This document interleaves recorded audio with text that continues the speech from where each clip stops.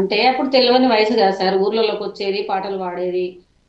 కంజర బట్టి డప్పులు ఇట్లా కొట్టి పాటలు పాడేది. ప్రజ ప్రజల సమస్యలు వాళ్ళు చెప్పేది. వీళ్ళ విషయాలు వాళ్ళు చెప్పేది. ఆ చిన్న వయసులో తెలియదు కాబట్టి చాలా మంది అబ్బాయిలు కానీ, అమ్మాయిలు కానీ చాలా ఆకర్షితురాలు అవుతారు, వెళ్తారు. కానీ ఊహ తెలియని సమయంలో వెళ్తారు కాబట్టి తెలిసినాక ఒకవేళ బతుకుతే బతుకుతారు, లేకపోతే మన అదృష్టం రాత ఎట్లా ఉంటే అట్లా రాసి ఉంటది. కానీ ఎన్కౌంటర్లు అయితే చాలా మంది నేనున్న టైంలో చాలా మంది ఎన్కౌంటర్లు అయిపోయిండ్రు. కానీ నేను ఒకదాన్ని బచాయించిన. నాకు నూకలు బాకీ ఉన్నాయి ఇంకా భూమి మీద. నేను బచాయించిన. చాలా మంది నా ఉన్నప్పుడు చాలా మంది ఎన్కౌంటర్ అయ్యారు. కానీ ఎందుకైతారు అంటే అప్పుడు తుపాకు అంటే ఏంటో తెలియదు, రాజకీయం అంటే ఏంటో తెలియదు, భూస్వాములు పెత్తందారులు, ఈ కుల వ్యవస్థ, ఈ పెత్తందారుల వ్యవస్థ మనకు తెలియదు కాబట్టి ఆ వయసులో మనకు వెళ్ళిపోవడం జరిగింది. కాకపోతే బయటకు వచ్చినాక కూడా మేము సరెండర్ అవుతామని మేము డిపార్ట్మెంట్ వాళ్ళకు చెప్పినా కూడా మాకు పునర్వాసన కల్పించలేదు, మాకు ఇలాంటి ఉద్యోగాలు ఇవ్వలేదు. కానీ మమ్మల్ని కూడా వాళ్ళు చెప్తారు కదా, మీరు బయటకు వస్తే మీకు ఉద్యోగాలు ఇస్తాం, మీకు అన్ని ఎడ్యుకేషన్ చెప్పిస్తాం, మీ పిల్లలకు మీకు అన్ని బాధ్యత మేము చేస్తాం అనేది వీళ్ళు కూడా చెప్తారు కదా సార్. అట్లా మేము కూడా నమ్మి రావాల్సి వచ్చింది బయటికి. కాకపోతే విరమరణం పొందుతాం కావచ్చు. కానీ అలాంటి సిచ్యువేషన్ లో బయటకు వచ్చినాం కాబట్టి మాకు ఏ పునర్వసన కల్పించలేదు, మాకు డిపార్ట్మెంట్ ఎవరు సహకరించలేదు. కాకపోతే మా ఉన్న స్థాయిలో మేము బతకడం జరిగింది. తెలంగాణ ఉద్యమంలో నేను నలుగురితోటి తిరిగి పాటలు పాడి డప్పు కొట్టి 4 మాటలు నేర్చుకొని నేను ప్రజలల్లా ఫలాను మాజీ నక్సలైట్ నేను అని నా పేరు, నాకున్న పేరు బ్యాక్గ్రౌండ్ చెప్పుకొని నేను ప్రజలలోకి వచ్చి నేను మంచి చేయడం జరుగుతుంది. కానీ నా వెనుక ఏం బ్యాక్గ్రౌండ్ లేదు, నేను ఏం సంపాదించుకోలేదు. అసలు విషయం ఏంటంటే నేను చేసిన ఉద్యమంలో మా నాన్నగారిని కూడా చంపారు, ఎన్కౌంటర్ చేసిండ్రు. మా నాన్నను ఇన్ఫార్మర్ అని ముద్రేసి చంపేశారు. ఆయన పార్టీకి నా జీవితం అంకితం చేసిన, కానీ మా నాన్న కూడా చంపేశారు. కాబట్టి వాళ్ళు కూడా అట్లా చేయకూడదు. ఒకవేళ ఇప్పుడు ఉన్న ప్రభుత్వం మార్చి వరకు ఎండింగ్ అయిపోతుంది కాబట్టి ఫస్ట్ వరకు ఎవరన్నా ఉంటే దయచేసి బయటకు వచ్చి ప్రభుత్వాన్ని కలిసి, ఇప్పుడున్న గత ప్రభుత్వం అంటే కొంతమంది బయటకు వచ్చి, ఇప్పుడు ఉన్న ప్రభుత్వంలో కొంతమంది వచ్చి మాకు అన్ని మాకు ఏమేం కావాలనేది వాళ్ళ హక్కులు వాళ్ళు అడిగి, వాళ్ళ పిల్లలు ఉంటారు, భార్య పిల్లలు చాలా మంది భార్యలు చనిపోయిన ఉన్నారు, భర్తలు చనిపోయిన ఉన్నారు, పిల్లలు ఉన్నారు, తల్లిదండ్రులు ఉన్నారు. వాళ్ళ కోసం అన్న ఎన్ని రోజులు అందులో ఎన్ని రోజులు బతుకుతామని తెలియదు. బయటకు వచ్చినాక కూడా జనంలో ఉంటాం కదా, జనసేవల చేయడానికి ఉంటాం కదా మనం. ఇప్పుడు ఉన్న ప్రభుత్వాన్ని కూడా ఏమైనా పునరాసన కల్పించాలి, పిల్లలకు వాళ్ళకు కానీ సెక్యూరిటీ ఉండాలని నేను కోరుకుంటున్నా సార్. రజియా గారు, వాస్తవంగా సరే ఇప్పుడు ప్రస్తుతం మీరు మీ యొక్క జీవితం కుటుంబ బాధ్యతల్లోనే ఉన్నారా? ప్రస్తుతం ఉన్నటువంటి రాజకీయాల పట్ల అవగాహన ఉన్నారా? రాజకీయాల్లో జరుగుతున్నటువంటి పరిణామాలు కానివ్వండి, ప్రజా సమస్యల విషయంలో పోరాడుతూ కనీసం దానికి సంబంధించిన అవగాహనతో ప్రజల్లో ఇంకా ఉన్నారా? రాజకీయాల్లో ఉన్నారా? సహజంగానే పిల్లలు దానికి సంబంధించిన కుటుంబ బాధ్యతల్లోనే ఉంటున్నారా? లేదు సార్, నేను ప్రజల అందుబాటులో ఉంటాను. ఎవరికైనా సమస్య వచ్చినా నేను వెళ్ళి మాట్లాడేంత ఉంది సార్, మాట్లాడతా. నాతోటి సాధ్యమైనంత చేస్తా వాళ్ళకు ఖచ్చితంగా.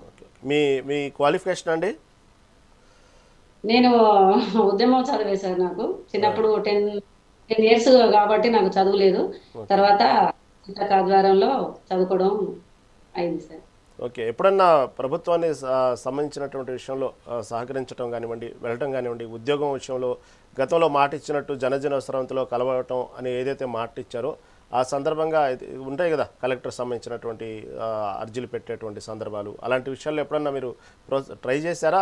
కనీసం ఆ ప్రోత్సాహం అందిందా మీకు? చేసిన సార్, చాలా తిరిగిన. ఇప్పుడు 97లో నేను సరెండర్ సర్టిఫికెట్ ఉంది.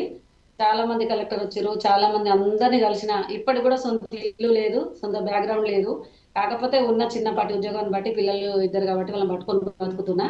ఏ ప్రభుత్వం నాకు ఏమో అప్పుడు అందుబాటులో ఉన్నది, ప్రభుత్వం ఉన్నది, కలెక్టర్ ఉన్నారు, అందరు ఉన్నారు. కానీ మేము నక్సలేట్లో, మేము మాజీ నక్సలేట్లో ఇట్లా మాకు సాయం కావాలంటే ఎవరు మమ్మల్ని చిన్న చూపే చూసినప్పుడు. అంటే అప్పుడు అధికారులు చేసే వాళ్ళు ఉన్నారు, కానీ వాళ్ళకు మరి ఎందుకు మాకు చేయాలనిపించలేదు. కొంతమందికి వాళ్ళకు కలిగినాయి ఉద్యోగాలు, హోంగార్డ్ ఇచ్చారు, చిన్న చిన్న ఆఫీసులలో ఉద్యోగాలు పెట్టించారు. కానీ మా లాంటి వారకు, మా లేడీస్ కొంతమంది బయటకు వచ్చినాం కాబట్టి మా వారకు రాలేకపోయింది.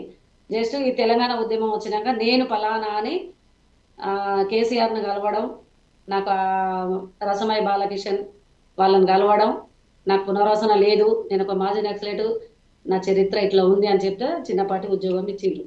ఎందుకంటే నక్సలైట్గా తెలుసో తెలియక పోయినాం, బయటకు వచ్చినాం. కానీ మేము పలానా అని మేము బయటకి ప్రభుత్వానికి మేము తెలిసినాక కూడా మాకు పునరాసన కల్పించాలి, ఒక ఇల్లు అంటూ, మా పిల్లల చదువులు అంటూ.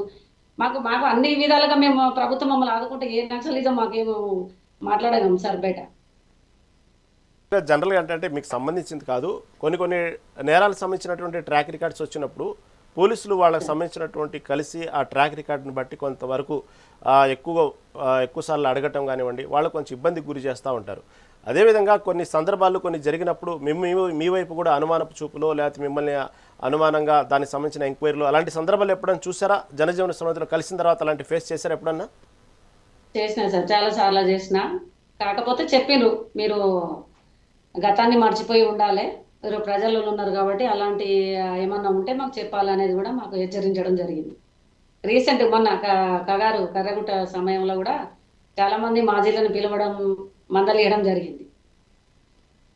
జనరల్గా ఏంటంటే ఆ- ఆ- మావోయిస్టులు అనగానే ఎక్కడో కొంత సమాజంలో కానివ్వండి ఎక్కడో కొంత అలర్ట్నెస్గా ఉంటారు. అంటే మీరు సమాజం కోసం వాళ్ళ ప్రజల కోసం పోరాడినప్పటికి కూడా ఎక్కడో కొంత సైకాలజికల్ కొంత భయం ఉన్నది. నలుగురిలో పబ్లిక్లో తిరిగేటప్పుడు కానివ్వండి, చుట్టుపక్కల కానివ్వండి, కొంత భయం ఉన్నది ఇరుగు పొరుగు లేదా బంధువుల్లో.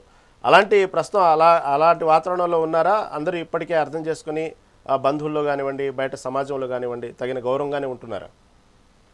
సరే, ప్రజల్లోనే ఉంటున్నాం, బంధువులకు అయితే దూరం ఉంటున్నాం. ఎందుకంటే మాజీ వీళ్ళు నక్సలైట్స్ కదా అనేది బంధువులు, ఎందుకంటే మేము మైనార్టీ కాబట్టి మా వాళ్ళు చాలా దూరం ఉంటారు సార్.